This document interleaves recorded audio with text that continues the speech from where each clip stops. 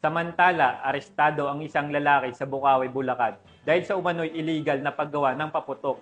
Ayon sa mga otoridad, nasamsam sa operasyon ng pulisya ang iba't ibang uri ng paputok at materyales na ginamit sa paggawa nito. Patrolwoman Mildred Tawagon sa balita.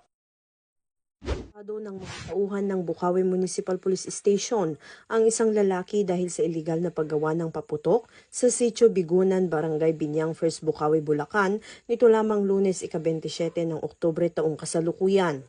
Kinilala ni Police Lieutenant Colonel Virgilio D. Ramirez, hepe ng Bukawi Municipal Police Station, ang suspect bilang si alias Junjun, 22 anyos na residente ng nasabing barangay. Batay sa ulat, isang concerned citizen ang nagbigay alam sa pulisya hinggil sa iligal na paggawa ng paputok ng suspect nang walang kaukulang lisensya o permit mula sa PNP Firearms and Explosive Office. Kaya't agad na nagsagawa ng verifikasyon ang mga kapulisan at naabutan ang suspect na aktibong gumagawa ng paputok.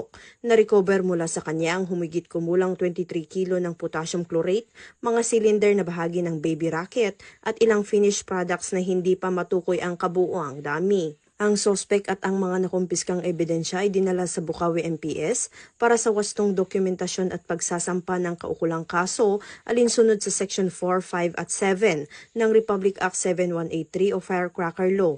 Muling pinaalalahanan ng Bulacan Police Provincial Office sa ilalim ng pamumuno ni Police Colonel Angel L. Garciliano, Provincial Director ang publiko na sumunod sa batas at maging responsable sa paggamit ng mga paputok bilang bahagi ng patuloy na kampanya lawan sa iligal na paggawa at paggamit nito upang maiwasan ang aksidente at masiguro ang ligtas at mapayapang pagdiriwang ng mga selebrasyon. Mula dito sa Bulacan Police Provincial Office, ako ang inyong PNN correspondent, Patrolwoman Mildred A. Tawagon, alagad ng batas, tagataguyod ng Balitang Pulis.